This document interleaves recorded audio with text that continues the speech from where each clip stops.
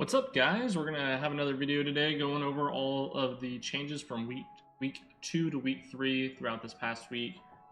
We had around 59 total changes over the span of 3 and 4 days. So we're gonna jump into some of those. I got my other co-host here. This is Freya.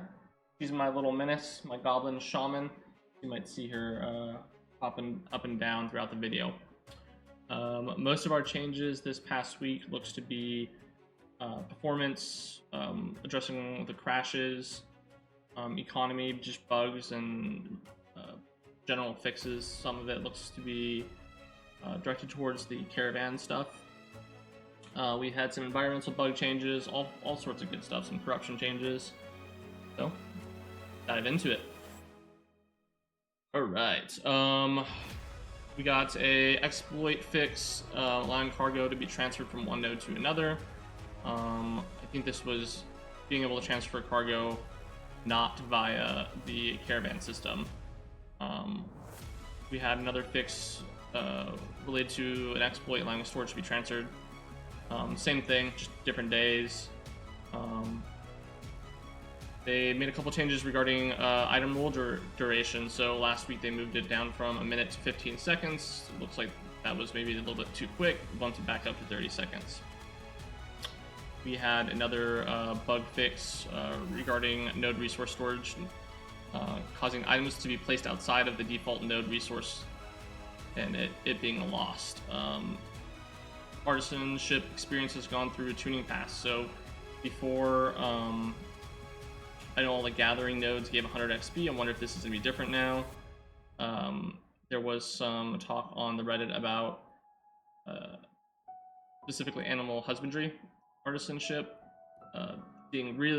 taking a really long time to level up due to each craft being 30 minutes. So it would have taken quite a while to level up animal husbandry, and no one was able to get the tier 2 mounts. So I imagine that was probably more related towards that. We had another change regarding the trees. So the respawn rate, the growth rate, and the type of trees in the world have been adjusted. They paused the timer for loot going public if there's another rule currently in progress, so you shouldn't have multiple roles stacking. Fixed exploits that allowed people to sell items for negative values. Imagine this was probably one of the major issues when it came to selling things out of node. And then instead of you getting money, they took your money. You paid them to get rid of your stuff. We had another bug fix causing cargo to not properly update.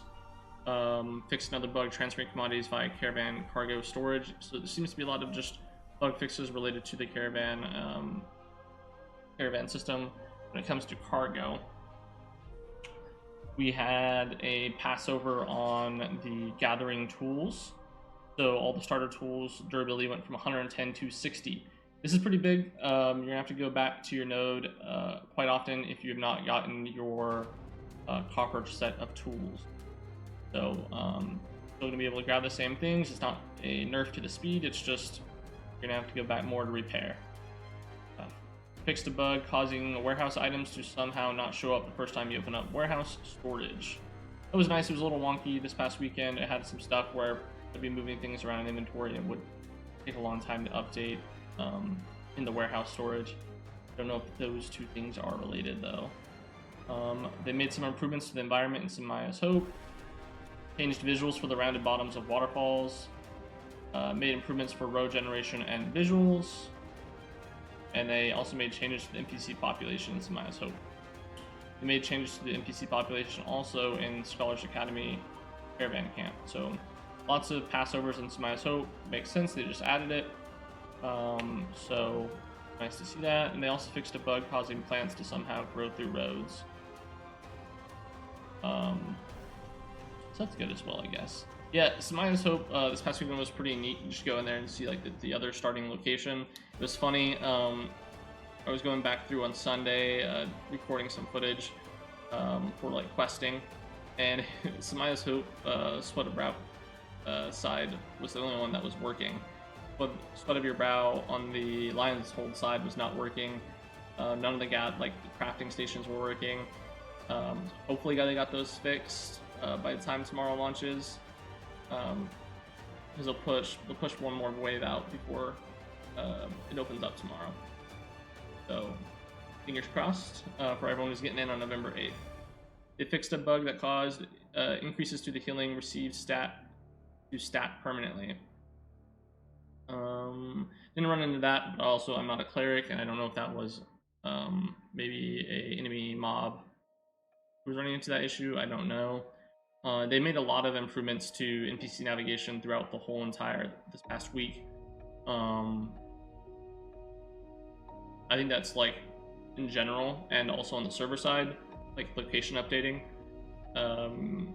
There's quite a few notes in here that we'll go over related to that. That's gonna hopefully fix when you see like the mob going back and forth. Hopefully that's gonna help fix that.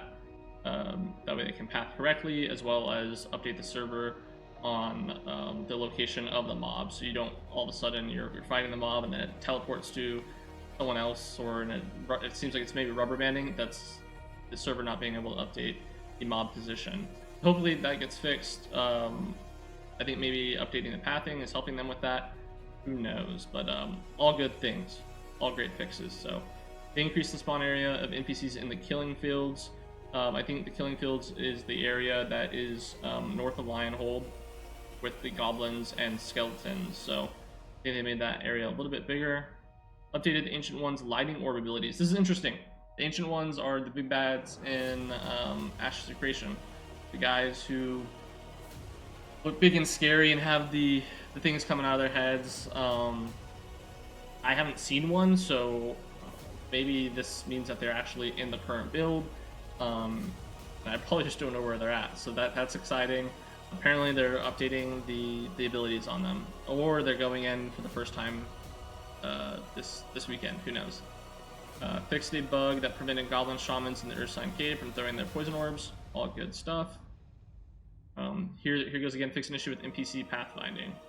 Like I said, you'll see a general good amount of those throughout these past week patch notes. They fixed a bug causing mounts to sometimes block projectiles. That's good. We're going to want to see that. Reduced node XP by around 85%. This is to prevent nodes from instantly leveling up. So yeah, by the end of the first day, on week 1, all nodes were level 3. By reducing it around 85%, it's going to be interesting to see if all nodes by day 2 are up to level 3. It was pretty fast. It's going to be interesting now, because cutting it by 85% is quite a bit. But they probably want to see just the general progression and see how it feels, which is server stability and progression is the purpose of this test. So good thing that they're testing that and going to be checking it out. So citizen cooldown has changed to be 36 hours. So I don't know what it was at before, it wasn't stated. But it means that you can get in and change your citizenship as soon as you get into the game, and change it back at least once throughout a whole weekend test. So fixed multiple GPU related crashes, including memory crashes. This is awesome. I know there's a lot of people who don't have crazy built PCs out there who are running into issues, and it's nice to see that they'll be able to play the game more now. Fix a bug to prevent ghost characters appearing to be stuck on invisible walls in the world, so when they go onto another server worker and you used to see like the character still being on the other side, kind of like running in place. I imagine that's there to be able to fix that. Fix the bug causing some parts of the world to appear pink. Didn't run into that issue myself, but it's nice to see that they're fixing it, I guess. Made updates to model rendering. Fixed a graphics crash related to lighting. Fixed several GPU crashes. Fixed several server and client crashes. Again, there was a lot more crashes on weekend 2. The servers felt like they were a lot better than week 1, but we were crashing quite more frequently. So looks like some of those holes got patched up. Made even more improvements to NPC navigation to help more with server performance. So locations of mobs, most likely. Fixed issues with the launcher impacting testers that are connecting via IPv6. Fixed the bug with the launcher that caused multiple authentication web browsers to open at the same time. We got some launcher passes, that's always good. Re-enable the GPU crash debugging and launcher settings. This allows players to enable it so they can kind of tell a little bit more on the back end what's going on. So if you have space in your PC, probably want to turn that on to help them out. Additional server crash fixes, and made yet even more improvements to NPC navigation to help more with server performance. Again, this was probably one of the bigger issues this past weekend. It felt like the mobs were on ice skates going back and forth, and it felt like they were rubber banding. That's updated. That's the game updating the servers on where the mob is location-wise. And so if they fix that, hopefully it'll be a lot smoother this weekend. You won't see like the mobs all of a sudden be attacking you and then attacking your buddy. They also adjusted experience rates to reduce the effectiveness of power leveling. So a lot of videos have come out on like the best spots, the places to go, exploits, just things in general. I feel like they just nerfed the amount of XP you can get on probably a lot of things. And maybe specific methods. They didn't go into great detail on exactly what rates were reduced or how they were reduced and what way. Imagine we'll get in and we'll be able to probably tell. They made changes to how NPC enemies behave in the killing field, so they will now be skeletons at night. Ravens will now attack goblins. Yeah, there was a commission that you could get at Lionhold that said go kill skeletons at night, and you'd go over there, and very few or none of them would spawn. So, glad to see that that's fixed. And then we have 6 corruption changes. So, glad to see that they keep on doing passes over on the corruption and trying to balance it and to a point that makes it feel good. Corrupted players will no longer be able to unequip items. Corrupted players will no longer be able to trade. Fix the bug causing players to become combatants incorrectly when killing a corrupted player. Added an additional corruption penalty which reduces movement speed. Added a corruption blight stat that is gained from killing non-combatant players. Blight causes you to gain corruption faster. Corruption reduction through killing enemies has been changed to scale based on enemy difficulty. So corruption got a big buff for those who don't want to get PK'd, and for those who do want to PK or do PvP in general, and we're fine getting corrupted. Corruption got a big nerf, I guess. You know, depending on how you see it and your opinion on corruption, it is much more punishing now, which is interesting. We thought it was really punishing before. I wasn't going around PKing or anything, but it feels like there's probably no reason to even PK at this point. Doesn't seem like you're going to be able to work the corruption off fast. You're definitely going to lose some gear now, and you're not going to be able to run away from other players either with the reduced movement speed. So it's going to be interesting to see people's reactions over the coming days. Some of this, most of this came yesterday and today.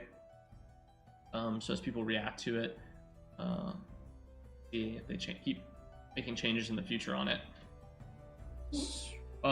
They also did a couple commission fixes. One of the big stuff that they did was the mayoral commissions. They added some additional ones. They fixed the commission system Maya's Hope, so they would no longer reference the incorrect NPCs. And then in New Ayla, they added additional slots for mayoral commissions because they didn't have, I guess, as many slots. I wasn't a citizen in New Ayla, so I wouldn't know. They increased the cost and cooldown on war commissions as well. And then the last but not least, they did a couple passes at some UI stuff that looked like it was generally bug related, and then a couple other things. Some actual big things. They made several changes to UI font sizing. So a lot of people have been complaining that the font has been too small. It didn't bother me too much. I have a pretty big monitor, and for anyone who watches my stream, I have no problem scooting up really close to read it. So you'll see my face pushed up, and yeah, I look awful and ugly, sorry. But I never had any issues with it. A lot of people were making comments about it, saying that it was too small, so imagine that's them increasing the size. They also added a breath bar that should appear while underwater. Awesome, sweet, Yeah, that was a little bit difficult before. You couldn't tell if, hey, do I have limited time underneath water? You do. Now they added a breath bar to be able to show that. And then they just made some general fixes to some UI bugs. So lots of awesome changes this past week. I mean, I'm extremely grateful to be a part of this community, man. They're pushing out all sorts of good stuff. And they're just trying to make the game better and better every week. So we'll get another patch notes wave. They might add some stuff, they might not. Tomorrow, I imagine they probably will. They did last week right before they pushed it out. And then they'll usually have 1 or 2 patch waves throughout the weekend. So we'll be here again next Thursday going over all the additional changes. If you guys like the video, please like and subscribe. We're going to continue trying to make better and better content. And you should see a video up right on your screen right now going over 50 tips and tricks for Alpha 2. So please click on that. We're working hard to push out more content. Thanks for watching.